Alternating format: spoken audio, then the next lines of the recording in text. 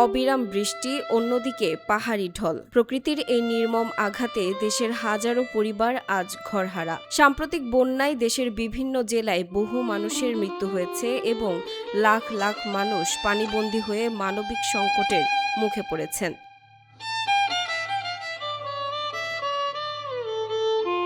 কেউ নিজের ঘরের ছাদ হারিয়েছেন, কেউ হারিয়েছেন বছরের একমাত্র সম্বল, আর কেউ এখনো জানেন না আগামীকাল তার পরিবারের জন্য এক মুঠো খাবার কোথা থেকে আসবে।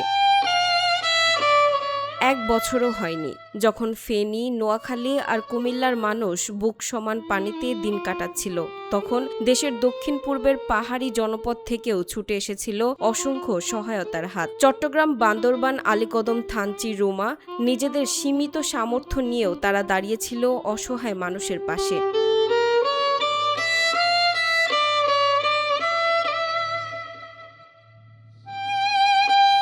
কিন্তু সময়ের নির্মম পরিহাস।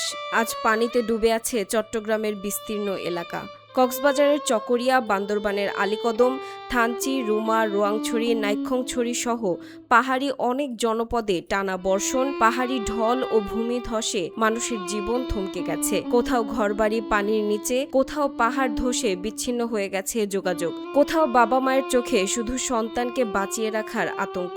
সাঙ্গু ও মাতামুহুরী নদীর পানি বিপদসীমা অতিক্রম করায় পরিস্থিতি আরও জটিল হয়ে উঠেছে। সবচেয়ে বেশি কষ্টে আছেন গর্ভবতী মায়েরা। সন্তান প্রসবের সময় ঘনিয়ে এলেও অনেকেই নিরাপদে হাসপাতালে পৌঁছাতে পারছেন না। ছোট্ট অবুঝ শিশুরা, যাদের কাছে বন্যা কোনো সংবাদ নয়, তারা শুধু বোঝে ক্ষুধা কি, ভয় কি, আর মায়ের কোলে থেকেও কেন নিরাপদ লাগছে না। দুধের অভাব, বিশুদ্ধ পানির সংকট, ঠান্ডা জ্বর ও পানিবাহিত রোগের ঝুঁকি, সবচেয়ে বড় বিপদের মুখে তারাই। এর মধ্যেই চলছে এইচএসসি পরীক্ষা।